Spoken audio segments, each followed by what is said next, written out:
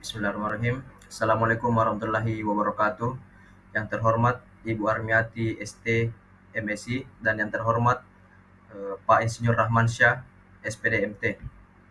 Baik, pada kesempatan kali ini saya akan membuka presentasi kelompok kami yaitu kelompok 4 dengan judul Eksplorasi Filosofi Karya Arsitektur Modern melalui lensa 5 tokoh termuka. Baik, selanjutnya eh, saya akan memperkenalkan nama-nama anggota dari kelompok kami, kelompok 4, yaitu yang pertama Warda Sri Ananda, yang kedua Jelita Ayu Hijriawati, yang ketiga Muhammad Sakwan Nasis, yang keempat Rangga Rafael Arung Padang, yang kelima Arsenius Giovanni Kurim, dan yang terakhir saya sendiri Adiatma. Baik, sebelum menjelaskan materi, saya terlebih dahulu menjelaskan latar belakang dari presentasi ini. Presentasi ini bertujuan untuk mendapatkan pemahaman yang lebih baik tentang sejarah dan perkembangan arsitektur modern. Selanjutnya yang paling penting adalah memahami filosofi desain dan karya-karya terkenal dari para arsitektur ini. Gagasan inovatif dan reaksi terhadap perubahan zaman dalam struktur, ruang, dan estetika terlihat dalam filosofi desain mereka. Dengan mempelajari filosofi dan karya-karya ini, kita dapat memahami esensi setiap tokoh dan peran mereka yang telah membentuk landasan bagi pengembangan arsitektur. Selanjutnya akan dijelaskan oleh rekan kelompok kami. Ya, baik. Terima kasih atas kesempatan dan waktunya. Jadi, pada slide kali ini saya akan menjelaskan tentang sejarah dan perkembangan arsitektur modern. Jadi, arsitektur modern awalnya muncul pada awal abad ke-20, ya, menekankan kesederhanaan dengan menggunakan garis vertikal dan horizontal, serta bentuk kotak sebagai ciri khasnya. Jadi, pada periode ini, arsitektur modern memulai meluncurkan diri sebagai reaksi terhadap gaya arsitektur dominan seperti neoklasik. Jadi, perubahan sosial dan teknologi bersama revolusi industri mendorong arsitek untuk mencari cara baru dalam merancang bangunan. Itu yang lebih sesuai dengan zaman. Jadi,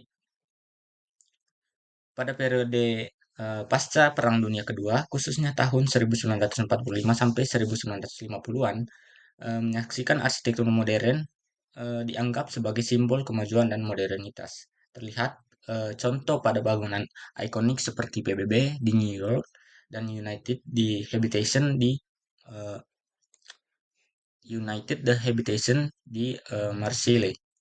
Oke, kemudian, nah untuk kali ini saya akan menjelaskan beberapa arsitek pemimpin gerakan arsitektur modern. Yang saya jelaskan kali ini ada tiga tokoh. Yang pertama Louis Henry Sullivan, dari tahun 1856 sampai 1924. Kemudian ada Bapak Henry Petrus Berlitz dari 1856 sampai 1934, dan yang eh, terakhir yang akan saya bahas adalah Victor Horta dari 1861 sampai 1947. Ya, untuk arsitektur pertama yang saya jelaskan adalah Bapak Louis Henry Sullivan, sekitar dari tahun 1856 sampai 1924. Nah, Bapak arsitek yang berasal dari Amerika Serikat ini dikenal sebagai Bapak Pencakar Langit atau yang biasa disebut Bapak Arsitektur Wollstonecraft. Kontribusinya terhadap arsitektur modern terletak pada filosofi desainnya yang revolusioner, yang dimana filosofi ini menekankan bahwa desain bangunan harus didasarkan pada fungsinya, atau yang biasa kita sebut form follow function, atau bentuk mengikuti fungsi. Jadi, Louis Henry ini merancang beberapa pencakar langit pertama di Amerika Serikat, termasuk Auditorium Building di Chicago dan One Bright Building di Santo Louis, yang menampilkan keindahan struktur fungsionalnya dan material yang jujur.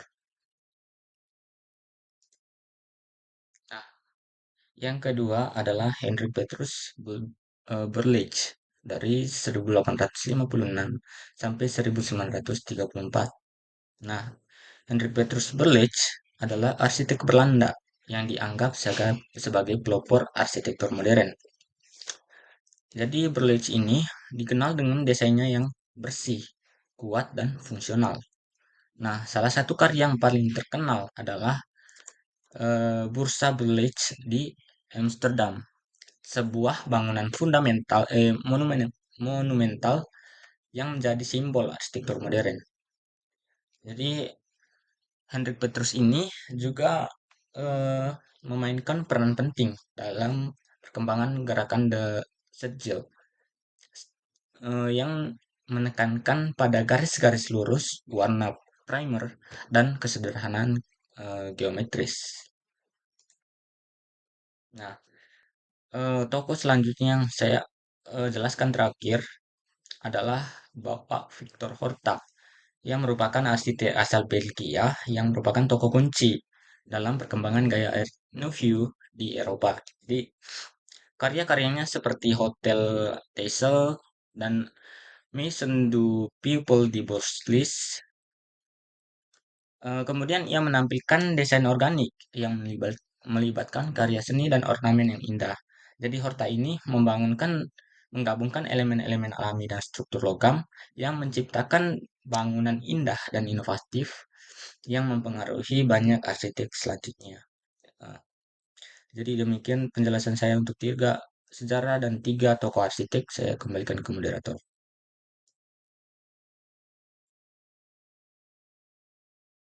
Baik, yang berikut itu adalah Hector Guimard. Hector Guimard adalah arsitek Prancis yang juga merupakan tokoh utama dalam gerakan Art Nouveau. Salah satu karyanya yang paling terkenal adalah desain stasiun kereta bawah tanah Paris yang ikonik dan metropolitan. Guimard terkenal karena desainnya yang organik, yang menggabungkan bentuk-bentuk alami dengan logam dan kaca untuk menciptakan struktur yang elegan dan mengesankan. Baik, yang berikut itu ada Jeff Klinkamer. Jeff Klinkamer adalah arsitek Belanda yang terkenal karena karyanya dalam merancang stasiun kereta api. Salah satu karya paling terkenalnya adalah Stasiun Amsterdam Central, sebuah bangunan megah yang menjadi landmark kota Amsterdam. Klinkamer memadukan elemen-elemen klasik dan inovasi struktural dan menciptakan bangunan yang fungsional dan indah. Baik, yang berikut filosofi desain dan karya para tokoh arsitektur modern. Definisi filosofi desain arsitektur modern. Filosofi desain arsitektur modern menekankan kesederhanaan, fungsionalitas, dan bentuk yang bersih. Gaya ini muncul sebagai respon terhadap perubahan keadaan hidup manusia akibat revolusi industri yang mempengaruhi cara pandang terhadap bangunan dan kehidupan modern. Arsitektur modern mengutamakan bentuk bangunan dibandingkan ornamen hias, memanfaatkan material yang baru seperti baja, dan menekankan efisiensi ruang sesuai dengan fungsi. Prinsip-prinsip ini mencerminkan filosofi kesederhanaan, kemurnian, dan respon terhadap kondisi konstekstual. Dengan demikian, filosofi desain arsitektur modern dapat dijelaskan sebagai upaya untuk menciptakan bangunan yang lebih fungsional, efisien, dan responsif terhadap tuntunan zaman. Baik, terima kasih. Saya akan melanjutkan materi sebelumnya. Sebelumnya, perkenalkan nama saya Muhammad Sakonasis. Prinsip-prinsip desain utama dalam arsitektur modern. Prinsip desain utama dalam arsitektur modern meliputi yang pertama itu fungsi. Desain haruslah didasarkan pada fungsi atau tujuan bangunan. Yang kedua itu keterbukaan dan kesederhanaan. Desain haruslah sederhana, jujur, dan terbuka tanpa ornamentasi yang berlebihan. Yang ketiga itu keterhubungan dengan lingkungan. Bangunan haruslah berinteraksi secara harmonis dengan lingkungan fisik dan sosial di sekitarnya. Yang keempat, ekspresi struktur. Struktur bangunan harus dinyatakan dengan jelas dalam desain eksternal. Yang kelima, pemanfaatan material. Penggunaan material haruslah jujur dan diungkapkan dengan jelas tanpa penyamaran atau dekorasi berlebihan. Oke. Selanjutnya, pengaruh terhadap perkembangan arsitektur modern. Perkembangan arsitektur modern di Indonesia dipengaruhi oleh faktor kultural, politik, dan teknologi. Pada era pasca kemerdekaan, prinsip-prinsip rancangan arsitektur modern memainkan peran penting, yang juga dipengaruhi oleh revolusi industri. Gaya kontemporer dengan sentuhan minimalis mulai diadopsi. Sementara Banyak arsitek mempromosikan gerakan hijau dan keberlanjutan. Pengaruh dari Cina, India, Arab, dan Eropa turut membentuk lanskap arsitektur Indonesia. Terlihat terlihat dalam berbagai gaya arsitektur religius seperti masjid, kuil, dan gereja. Pada era pasca kemerdekaan, arsitektur pribumi di Indonesia cenderung lebih terpengaruh oleh ide-ide baru Eropa, menciptakan lingkungan binaan kontemporer yang mencerminkan pengaruh signifikan dari elemen-elemen Barat. Baik, itu saja dari saya. Sekian, terima kasih. Baik, selanjutnya saya akan membahas poin inovasi dan eksperimen dalam karya-karya. Inovasi dan eksperimen menjadi kekuatan utama dalam arsitektur modern, mendorong perkembangan karya-karya yang lebih inovatif, kreatif, dan adaptif terhadap perubahan. Fenomena yang mencerminkan hal ini adalah arsitektur postmodern yang menitik beratkan pada bentuk ambigius dan desain eksperimen. Pendekatan arsitektur modern menekankan inovasi, eksperimen, dan adaptif terhadap perubahan. Dengan fokus mengembangkan konsep baru, inovasi dalam desain produk turut berperan penting dalam pengembangan industri kreatif dan upaya menciptakan produk yang unik inovatif. Polarisasi antara arsitektur modern dan postmodern menunjukkan bahwa modernisme dan arsitektur postmodern berjalan berdampingan, menciptakan dinamika menarik dan dalam perkembangan arsitektur modern. Selanjutnya adalah poin mengenai pengaruh terhadap gaya dan tren arsitektur modern. Filosofi desain dari para tokoh arsitektur modern telah mempengaruhi berbagai gaya dan tren dalam arsitektur modern. Penggunaan material yang jujur, fokus pada fungsi, dan penekanan pada struktur telah terlihat dalam gaya seperti arsitektur internasional, brutalisme, dan minimalisme. Kontribusi mereka juga telah membentuk pandangan tujuh kontemporer terhadap arsitektur yang berkelanjutan, adaptif, dan responsif terhadap tantangan masa kini. Baik, selanjutnya adalah membahas karya 5 tokoh terkemuka dari arsitektur modern. Baik, tokoh pertama yang akan diperkenalkan karyanya adalah Louis Henry Sullivan. Adalah seorang arsitek Amerika Serikat yang dijuluki sebagai Bapak Wolkenkratzer atau Bapak Gedung Tinggi. Dikenal karena kontribusinya dalam mengembangkan arsitektur modern dan desain gedung pencakar langit. Beberapa karyanya yang pertama adalah One Brick Building, yang merupakan salah satu karya terkenal dari Sullivan ini. Di St. Louis, Missouri dianggap sebagai simbol arsitektur modern awal. Dengan mengutamakan fungsional, desain gedung ini memasukkan elemen dekoratif yang unik. Kemudian gedung kedua yaitu Carson Pirie Scott and Company Building di Chicago. Salah satu karya terpenting dari Sullivan ini adalah gedung toko departemen ini di Chicago dengan menggunakan ornamen organik yang unik, dan desainnya ini mengikuti prinsip bentuk mengikuti fungsi. Selanjutnya karyanya adalah Guarantee Building di Buffalo, New York, yang juga dikenal sebagai gedung Prudential, adalah proyek Sullivan dan Damkar Adler. Desainnya yang luarnya indah dan inovatif ditawarkan oleh gedung ini. Tokoh selanjutnya adalah Hendrik Petrus Billech, dianggap sebagai salah satu tokoh utama dalam pergerakan arsitektur modern di awal abad ke-20. Hendrik Petrus Billech adalah seorang arsitek Belanda yang memiliki banyak karya terkenal, termasuk desain gedung komersial, gereja, dan proyek urbanisme. Berikut ini adalah beberapa karya arsitektur dari Hendrik Petrus Billech yang terkenal. Pertama adalah Burj Van Berlage merupakan gedung bursa komoditas di Amsterdam yang dianggap sebagai salah satu karya yang paling terkenal. Gedung ini menjadi salah satu ikon arsitektur di Amsterdam dan mencerminkan pendekatan arsitektur fungsional dan estetika yang unik. Kemudian karyanya yang kedua adalah Museum Gemeente di The Hague. Gemeente Museum Den Haag adalah museum seni dan kumpulan kota yang menampilkan desain yang memadukan elemen modernisme dan ekspresionisme. Baik, terima kasih atas kesempatan yang telah diberikan. Saya atas nama Warda Sri Ananda akan melanjutkan materi sebelumnya. Baik, tokoh selanjutnya adalah Victor Horta. Victor Horta adalah seorang arsitek terkenal yang dikenal karena kontribusinya terhadap gaya Art Nouveau. Victor Horta adalah salah satu arsitek paling berpengaruh pada masanya karena inovasi desainnya yang menandai awal gerakan Art Nouveau. Desain-desainnya yang terinspirasi oleh alam, penggunaan ornamen organik, dan integrasi elemen arsitektur dan dekoratif menjadikannya terkenal. Berikut beberapa karya arsitektur yang terkenal. Yang pertama adalah Hotel Texel. Hotel Texel dianggap sebagai salah satu rumah pribadi pertama yang dirancang dengan gaya Art Nouveau. Hotel ini memiliki fitur seperti kaca patri, besi tempa, dan dekorasi organik. Karya selanjutnya adalah Solvay House. Hotel Solvay yang dibangun untuk keluarga Solvay merupakan contoh lain dari desain Art Nouveau yang brilian dan dibuat oleh Horta.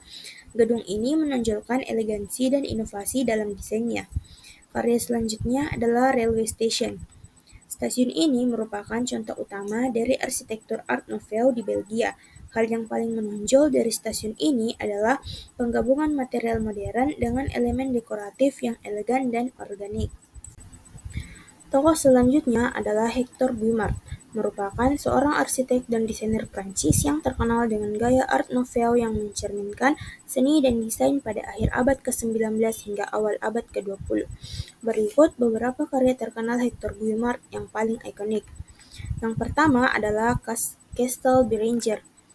Castle ini merupakan sebuah bangunan apartemen yang terletak di Paris dan dianggap sebagai salah satu contoh paling awal dan penting dari arsitektur Art Nouveau sebagai lambang dari inovasi desain Guimard dan mengukuhkan reputasinya sebagai arsitek Art Nouveau yang terkemuka. Karya selanjutnya adalah pintu masuk Metropolitan.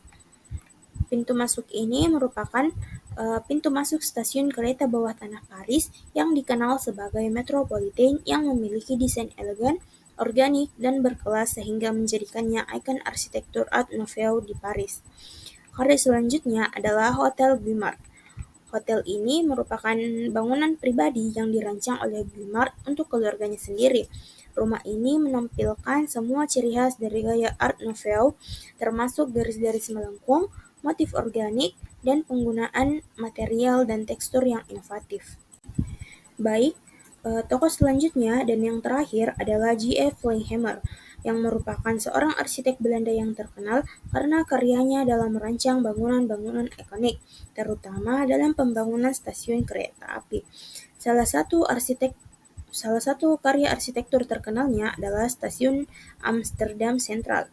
Stasiun ini merupakan stasiun terbesar dan paling penting di Belanda.